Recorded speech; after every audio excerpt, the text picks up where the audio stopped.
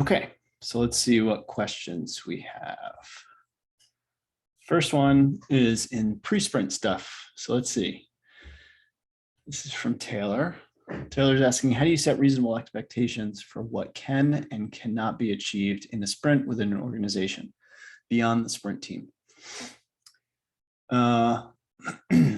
Lots of conversations.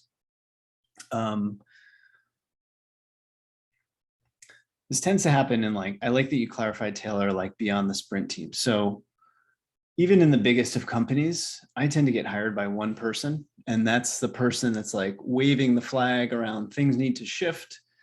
We want to run design sprints. We want to do design thinking. We want to be human-centered. We want to like kick off a design transformation. There typically tends to be like a design or product leader that's waving that flag to say things need to shift. If we're going to solve these big complex challenges, we need to shift the way that we're doing work, and design sprints become what my friend Richard Banfield calls a Trojan horse, because you get good ideas and potentially new products and services that come out of them, but they're really a shift in how the teams are going to come together and the conversations they're going to have, what it's going to look like, how people are going to feel, people's roles in those conversations. It's not just going to be like the VP of sales, not to pick on a VP of sales, but it's not just going to be the VP of sales that's like standing in front of the PowerPoint talking about all the things. Like the quiet voices are going to come up. So like that person who hires me to come in and help them, like run something like a design sprint, they're asked to sort of like present and pitch and in terms of what's possible. So I tend to partner with them to understand what's important to the people that are providing the budget, providing the sponsorship of the sprint. And most often what I find is there's some like revenue metric behind it. Like you can do the sprint so long as we're able to accomplish XYZ with some kind of ROI tag to it. So setting clear expectations. I have like one slide that says setting expectations. I can't remember everything that's on it, but it says things like prototype, not V1. So what I mean by that is we're going to only spend a week on this or so. And so a prototype is a tool to allow us to learn. It's not the thing that gets handed to a designer and a developer to begin building on day 6 of your sprint, because it's really just, we're really just trying to learn here in order to figure out what to do and what not to do.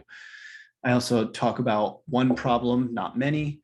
So if like, again, in setting expectations, I'm not trying to pick on anybody, but tends to be like a business leader will say, well, if we're going to sponsor this sprint, we need to get more out of it. So let's also solve for this, this, and this.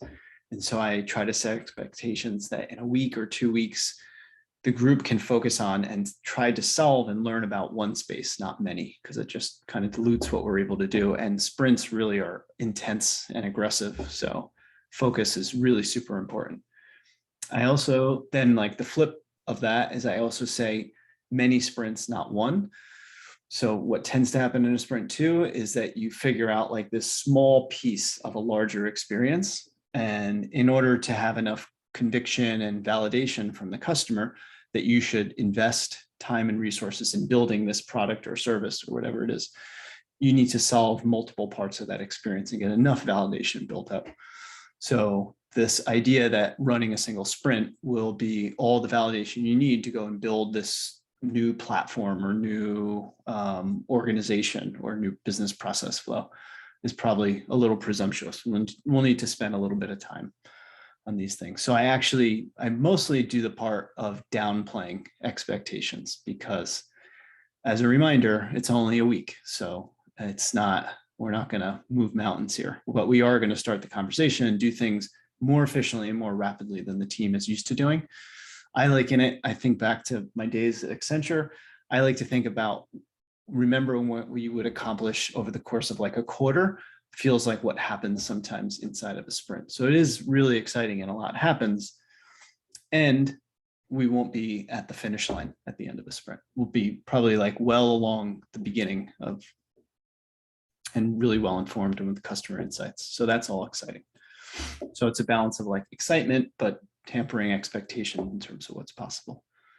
And the further I get out from that UX or product leader, the more expectation, more communication setting I need to do. The only other piece to that is I'm talking about like outcomes of the sprint. I also spend an equal amount of time to set expectations on the investment of energy it will take to get through the sprint. Not only in the workshops themselves, but all the in-between work that needs to happen. That's sort of like the magic that people forget about, is all of the planning, all of the in-betweens, all of the synthesis. Because if you look at our normal work calendars, you see like meeting, quiet time, meeting. And when you try to plan a sprint that way, like workshop, 10 other projects, workshop, all the 10 other projects are actually going to suffer, because that's when we do a lot of like the extraction and the synthesis of what we just talked about and learned and what needs to happen next. And so it's not a linear path, and that's really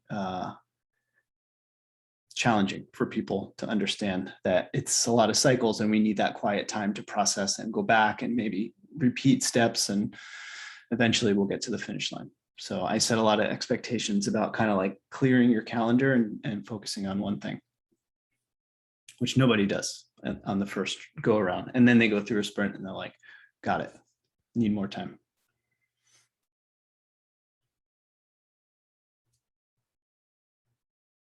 And I feel like, thanks, Taylor, great question. And I feel like this one, when I read it before, I could build off of it. How do you maintain motivation momentum once the shiny sprint energy wears off? Yeah, there's a lot of shiny sprint energy, isn't there?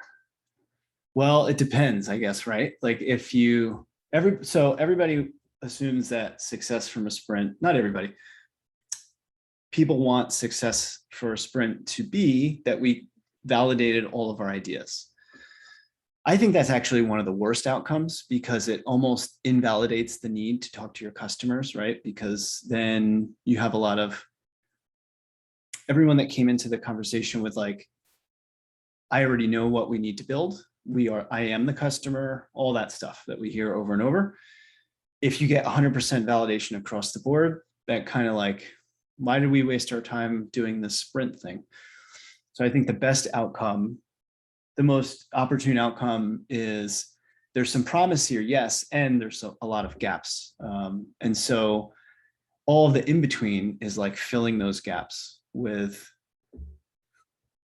bridging insights that we got from the sprint with really super actionable next steps. So when I wrap up my sprints, I devote about 2 hours on the tail end of my testing day to pulling out like things that the group learned and things that we want to start, stop, continue.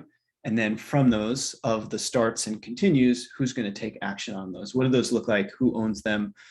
And so I make it like, highly accountable outcomes from the sprint in terms of who's going to communicate the things that happened here, who needs to pause work that was scheduled to begin because they thought the sprint was going to end in 100% validation. And so like sometimes it's shiny and sometimes it's really, I don't know, what's the opposite of shiny? Dull. It's not dull, it's like scary, and lots of changes need to happen and lots of communication, especially in bigger companies, right? Where it's like, you got to run it up the flagpole and many flagpoles, and that in between and that sort of like lag can definitely lead to like a drop in energy. I just worked with a group that has become sort of accustomed to ideas, whether it's going through a sprint or just like A/B testing or experiments they run. They're used to most of their ideas just getting killed. And so framing was a really important part of the process for them, because we brought senior leaders and stakeholders into it so that they could be part of the conversation and reduce the chances that some of their ideas would get killed. Getting approval and buy-in from senior leaders is pretty normal. And the more actionable you can be with what you learned and what the group recommends you do next can shrink those timelines so that you can move into the next steps. So being really prescriptive. I would say like the biggest thing I do is I'm really prescriptive about next steps and what the group recommends based on the customer insights they pull out of a sprint, and like, visualizing that. So having a playback for senior leaders and showing them what the sprint looked like and maintaining a mural or a miro of all the next steps continues to like keep it real. So keep it like legitimate that progress is being made. There's also like a lot of in-between stuff. So I've taken prototypes and just had a team that continues to experiment and iterate on the prototype while sort of like all the larger approvals and process continue to shake out.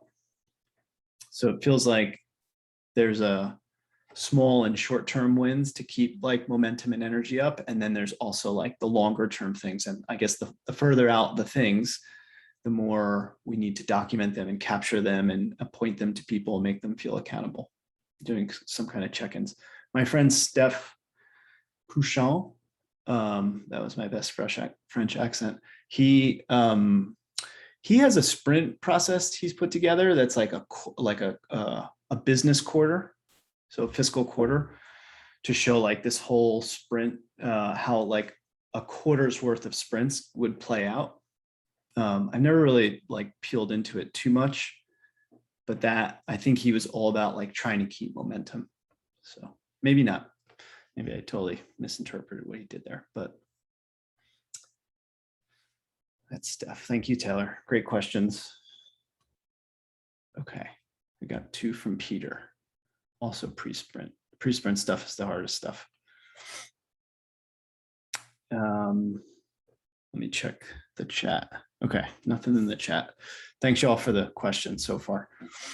I'll do these 2 questions and then I'm just going to go through some of the resources at the bottom. And if any other questions come in, then I'll go back to the questions, if that sounds good. Okay. Let's take this one. When do you say no to design sprint opportunities? Okay. When I personally say no, when groups reach out and say, can you help us with a sprint? There's two big pieces that come before a sprint. Like, is the team, okay, let me think about this. There tends to be 2 sets of outcomes that come out of a sprint. One are what I might call like the business outcomes. So that tends to be what teams go into a sprint thinking about most, like what will be the new ideas that we have coming out of this? How can we validate that stuff quickly? What might be some new products or services or elements of existing products or services that we can come out with? So those are some of the business outcomes, but then there's the team outcomes, which are like learning to use Mural to have a conversation, or learning how to bring a group of people together that are not used to being in the same room or Zoom together, like a lawyer and a designer, learning turn taking, learning to eliminate or reduce bias. So like those are some of the organizational outcomes or process outcomes that come out of it. And so if a team is unwilling to understand the benefits of both of those and is like, won't allow me as a facilitator to come in and make sure that the team is ready to do that work, without the team committed to it, then there will be no business outcomes.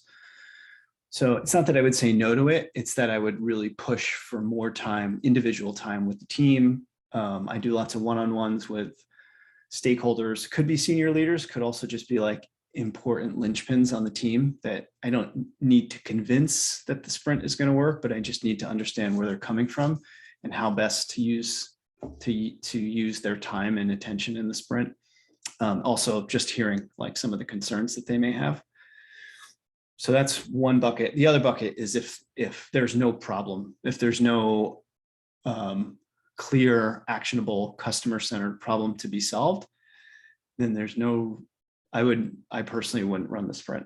It would be a waste of the team's time. It certainly wouldn't work out as everyone was hoping it would work out. There's a chance it could work out, but I've seen it not work out enough times that I would push for some kind of framing to be done. Almost every team that I start a conversation with believes they have the problem defined and research ready to go. Some teams are like, no, it's a new space. We don't know anything about it. Most think they have a problem like carved out. And then just through a series of a few questions, it becomes pretty clear that we need to spend time in some kind of like problem discovery piece. So those would be things that I would say no to, or that I would recommend a group not run a sprint on. This one. What are some characteristics of internal sprint champions?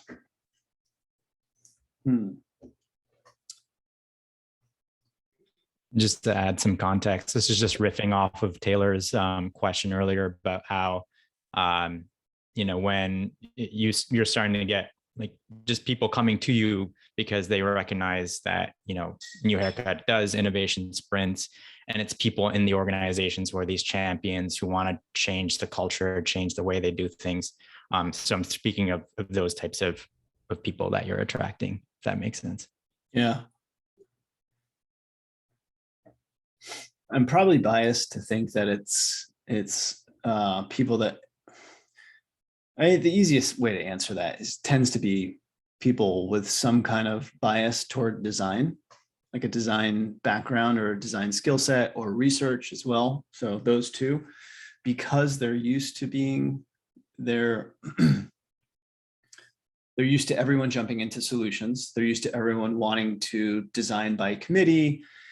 They're used to like seeing processes that don't work well and don't allow them to do their job. There's always this video that I've referenced a million times now by Suzanne Pelican, who, when she recorded the session, she was a design fellow at Intuit, and now I think she's moved on to Google or somewhere.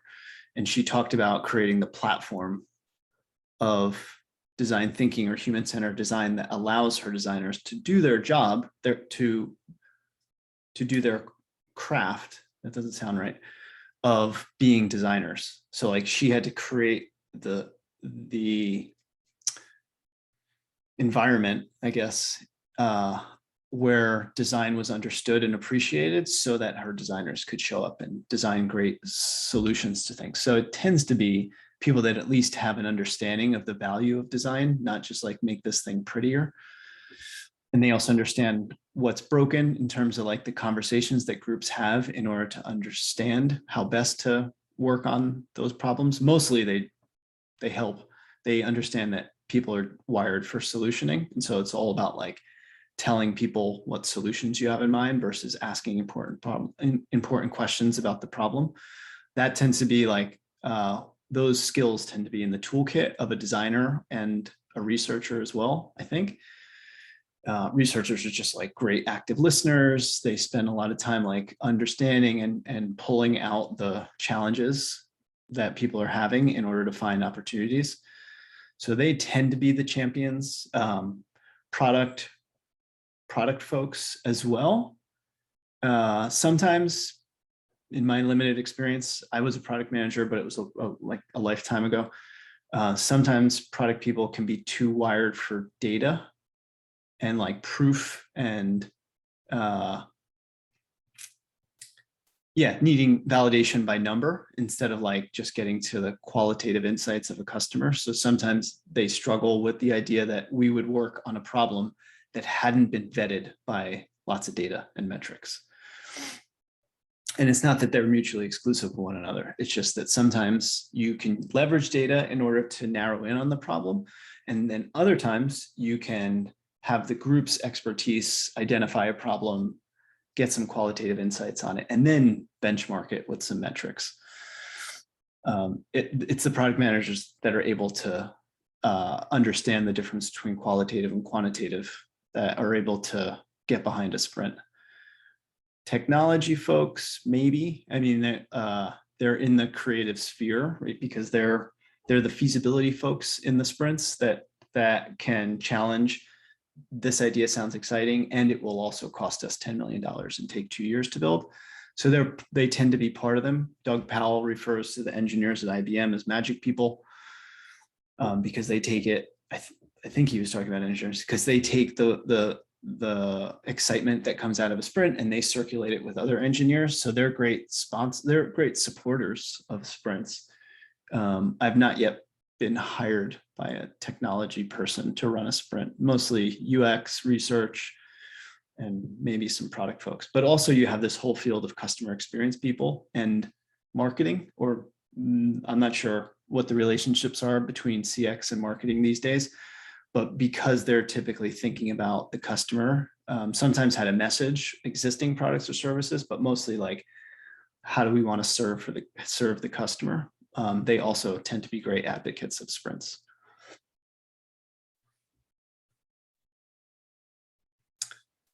Sounds like I said everyone, but yeah, I think people that have seen the value of design thinking, and sometimes that's like a busy business executive that is just like ready for his or her ideas to have like the power of a creative team, and has like struggled to enlist the support of that team. And he or she has learned to like have a different kind of dialogue with those teams in order to like really get the most out of the team. It's a good one.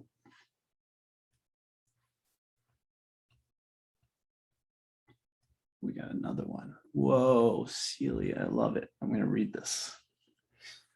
Okay. I think, so Celia asks, I think being in a sprint and onboarding people onto sprints can sometimes be easier when they have no idea of what a sprint looks like. That's interesting. How do you work with teams who have preconceived notions of what a sprint looks like that are not necessarily right or just completely different for yours? For example, I often find people who think that by doing sprints, they think it will be delivered straight away, and it can be an uphill battle when they realize it's not so simple. That we will deliver an MVP faster than a full product, but it does not mean it at all is done much quicker. Yeah. I want to go back to the first part. How do you work with teams who have preconceived notions of what a sprint looks like that are not necessarily right or just completely different from yours?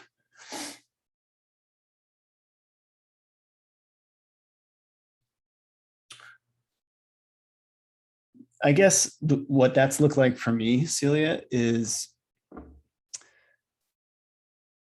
people looking at specifically, like if we just use design sprints as the thing, and they look at it and they kind of like unpack it a little bit, and they're like, yeah, we already do this, and it didn't work. Or we do this and we don't need it here because we already know what to build. And that might be true. And so you're right. Sometimes people that are too close to how design sprints, we're not talking about dev sprints, we're talking about design sprints. So sometimes you're right. Sometimes people too close to it, they're already biased against it. Whereas people that are new to it, and I think there's pros and cons here. So like people that are completely new to sprints, they don't, first of all, they don't know what you're talking about. What do you mean sprint? They probably think it's like the agile sprints that you're talking about. So there's a lot of like, for them, it's more time on education. And I do that by like showing them where we might be without overdoing it in terms of expectations. But here's what we might be able to accomplish in this much time compared to how this might alternatively play out over like months and months of meetings and like inactionable stuff. And so that I spend more time with that group from an education standpoint. At this point, I've like created a lot of videos and content and things like that. So I tend to like point them to those things. And then once they're ready, they come back and they say, I get it. I know how this can be applied to this project I'm working on. Let's take a look at how this would work. Whereas the people that are jaded or biased against it and have had a failed expectation, I don't know that I would try to like convince them otherwise. I might just ask them a lot of questions about what did it look like? Like, what shouldn't we spend time on? What did it look like when it failed? How did that work? Who did what? And well, of course, I'm listening for things that they screwed up, to be honest. And then I might have a foundation to work off of. So I definitely don't want to hit them over the head and tell them that sprints are always going to work all the time, because back to Peter's question, if the culture or the motivations and the incentives are not aligned with like experimentation and customer thinking, then no matter what I tell them, their fears and hesitations might be coming from that. And so no matter how great of a job I do at facilitation, if ultimately all the ideas that come out of a prototyping session get killed or are, just don't move forward, then I'm never going to convince them otherwise. So it tends, some people are just difficult characters and their job is to kick the tires. And then other people are against the process because they feel like they've seen it not work. And so just asking them lots of questions, having a one-on-one with them, always have one-on-ones with the people that are going to be in your sprints, and always ask them what worries them. What might this look like if it failed? Why shouldn't we run a sprint, right? Like asking them questions opens up a nice dialogue with them where they have an opportunity to tell you all of their fears and hesitations. It's a little bit like therapy, but it works. And you also get to know like some of the past failures on their side.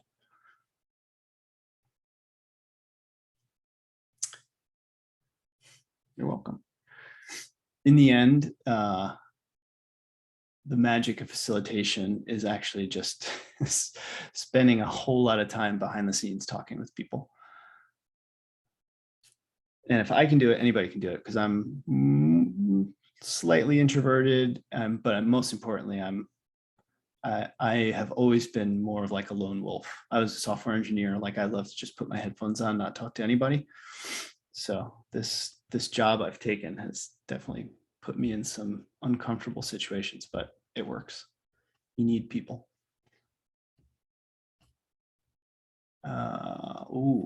C-suite. Okay, I lied. I said I was going to take one more and I keep talking. I'll just do this one and then I'll move into some of the resources. Anything in the chat? No. Cool. Okay. Taylor asked, how do you keep C-suite jump to solution folks? That's their full title. Folks focused on the core problem and or trusting of the process if they aren't part of the sprint team. Probably like closely related to what we were just talking about with Celia, which is like one-on-ones with them. Sometimes even asking them like, yeah, what do you want to build? And how would that work? And what have you tried? What have you learned to see that that's a good solution? The other thing that I've shared in previous talks or articles that I've written up is this dirty little trick that I do when people are totally against like spending time on talking about the problem, is I just have them quietly write down what problem the group is there to work on. And then I read them all out, and it's like a different customer segment. It's apples and oranges basically. And what I've done there is just drawn out like the team isn't even aligned on what we're here to work on today, let alone has any research been done or validation happened that we should be talking about any form of solutions. And that's like a 15-minute exercise that you can do that just sort of like catalyzes the team that, yeah, probably we should spend a little bit of time talking about the problem here. But everybody's wired for solutions. So, and me too. So I try my best not to make them believe that they're different from any other human being on the planet. And I also explained to them within a couple days, we're actually going to be ideating solutions to this. But for now, it's really important that the team is aligned on what the problem is, because you have all these people that you pay a salary for their ideas and expertise. So we might as well get them to be part of this conversation while they're here. And more importantly, then we can also bring some ideas from your customer in, and we can do that all really quickly so that on Friday or whatever, in a few days from now, when we're ready for solutions, now the group is like really well oiled and primed, and it won't just be like biased and assumptive. And we'll get a lot more mileage out of that if you're just willing to spend a couple days on talking about and aligning on the problem. There's a little bit of guilting there that I do with them, I suppose. Okay, thank you. These are awesome.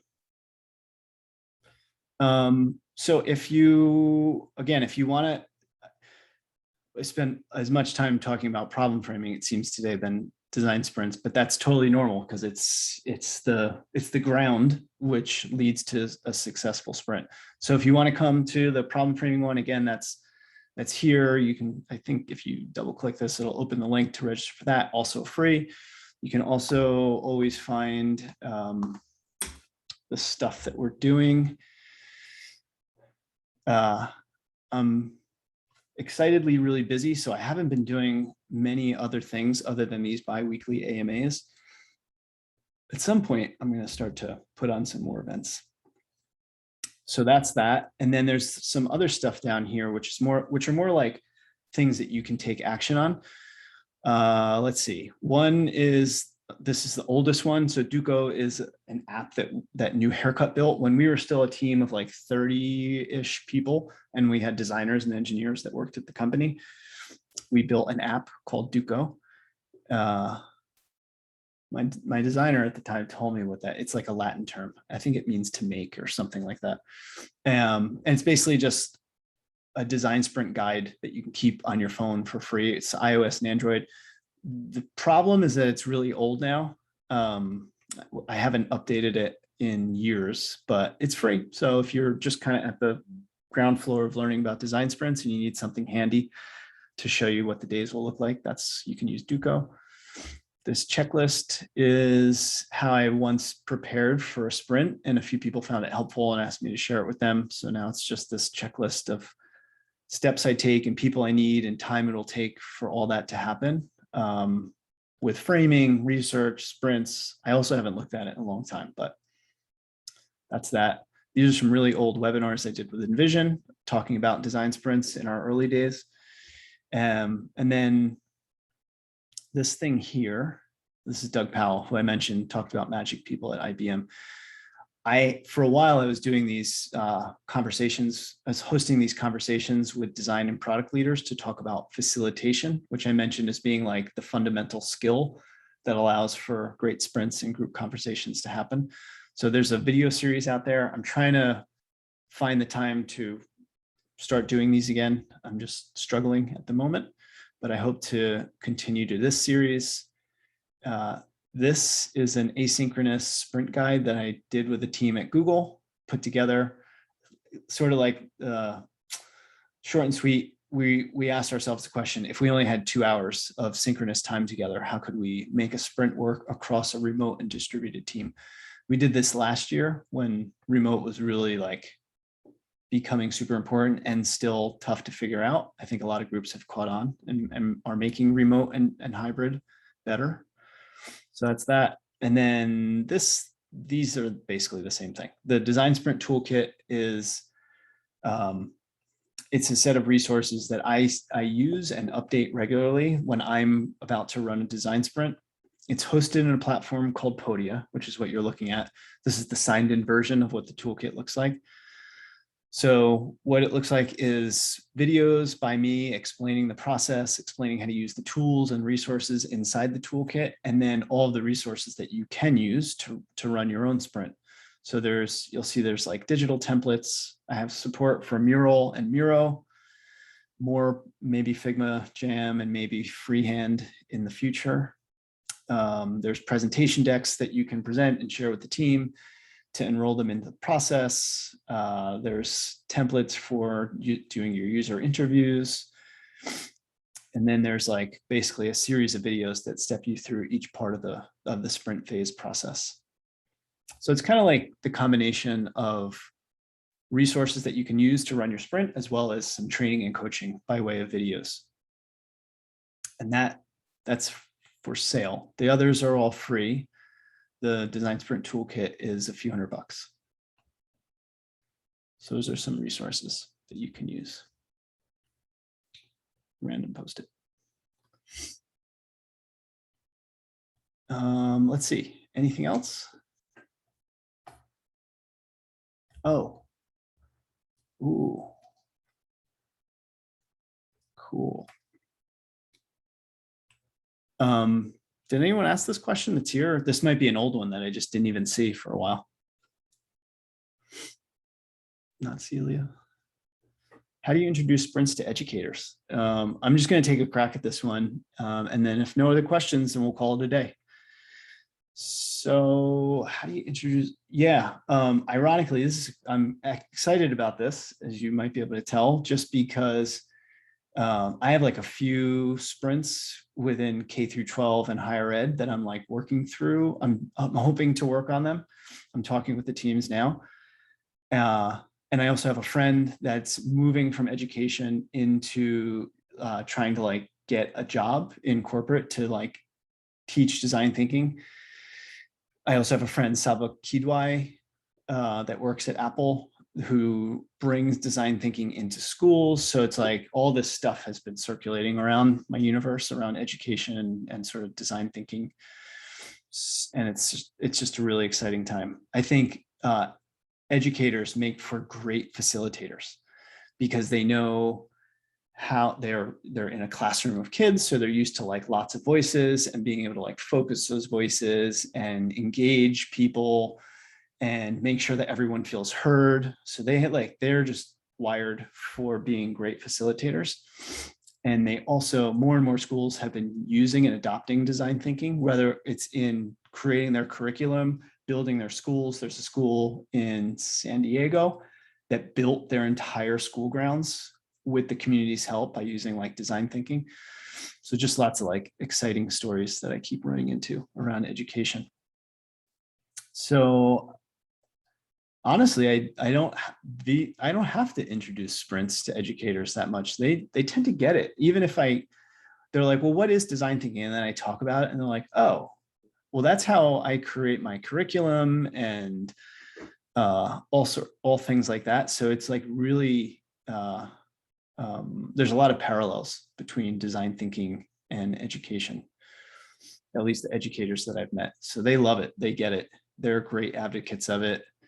When the school went to a pandemic, I actually hosted a group of teachers from my son's schools to talk about like remote learning and all sorts of things like that. And they loved learning about design thinking. So yeah, I guess I really just define it and then they've got it. They understand it because they use it already. They just call it other things, I suppose.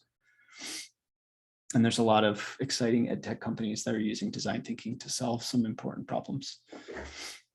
One that I hope next time I'll answer this question, I hope I'll be able to share a story about something that I'm about to work on in this space. So thank you, anonymous person. Cool.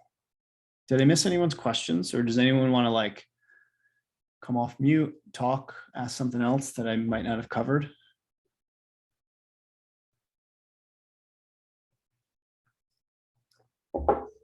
So a quick follow-up to that question. When you explain design thinking to somebody who doesn't know what it is, what would be maybe your 30, 60-second explanation on design thinking?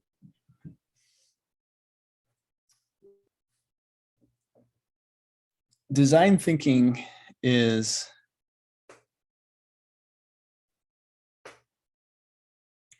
I'm trying to use something other than empathy. I'm trying to challenge myself here. Sorry to put you on the spot. No, it's a good question. I think design thinking's benefit is twofold. One, it helps you identify problems worth working on, things that you'd be excited to work on, things that the person receiving the outcome from that to be excited to use and adopt. So I think design thinking superpower is helping you identify problems that are worth working on and solving them in ways that people other than yourself would find value in. Right? Because we're solution minded, we tend to assume that whatever problems we have, other people have, and whatever ways that we solve those problems are ways that other people would solve them. And so design thinking challenges that thinking to bring other people's problems, perspectives, constraints in front of you so that you can work with them and do it early enough so that you're not already sort of like embedded and too fixed on your ideas and solutions in order to restart the whole process. So design thinking tends to be like it most powerful when considered upfront when thinking about new ideas. I also have a follow-up question. This might be more about problem framing. So if you want to like not answer it until later, that's cool too. But at the top, you mentioned that innovation strategy is also about identifying solutions without problems and things to let go of. Do you have kind of, what's the actual ask here? I guess that's fascinating to me. And I want to know how to help folks get to the place where they're willing to let go of a precious process or a precious like product or something that's not actually connected to a meaningful problem. And I'm guessing problem framing is the answer to that. But I'm more interested in like the lead up to even being able to frame the problem if somebody is kind of attached to what is rather than what should be. Well, it's probably through asking them the right questions. Prompts are great because you get to see how attached people are to those ideas and what they've done to get there. And sometimes you learn that they've done a whole lot of work and they've been talking to people other than their mom about all the great ideas that they have.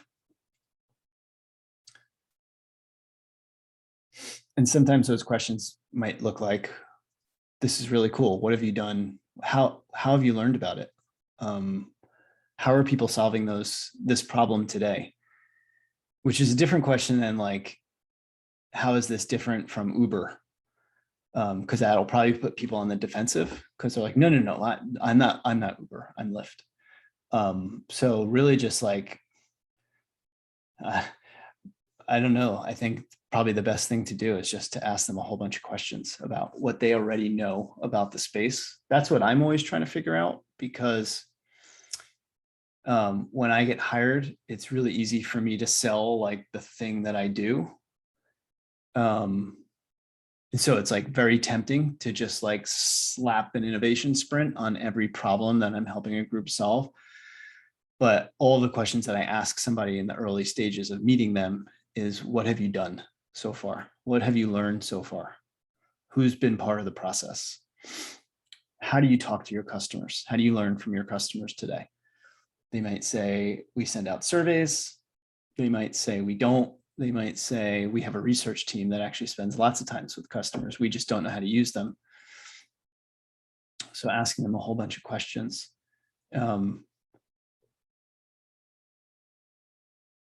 So I definitely don't have any ground to stand on to say like your ideas are not valuable, but I can model the kinds of questions that are important to me when thinking about like, this would be a thing that I would invest my money in, so that they can decide, yeah, we've probably spent enough time talking with you. What tends to happen if I ask the right questions and a group's not ready is they'll notice it and they'll say like, I think just in talking to you, I think we have more work to do. So let me get back to you. We need to do this, this, and this. And sometimes I'm even prescriptive to tell them you should do this, this, and this, and then we should talk some more.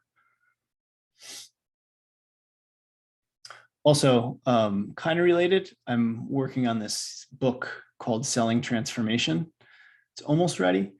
But it's all about like dog fooding design thinking in order to enlist the support and sponsorship of leaders and influencers in your company to try design thinking, to understand the value of human-centered design by using human-centered design in those conversations with those people. So it's a bit, there's a lot of meta stuff going on there, but I hope to be able to share that maybe early 2022.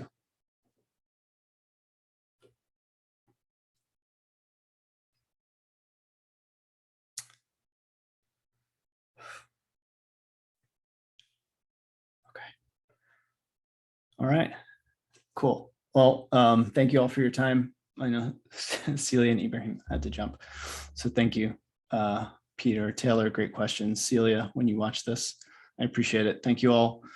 See you maybe at the next one, problem framing on October 25th. All right. Thanks, gang. Have a great day.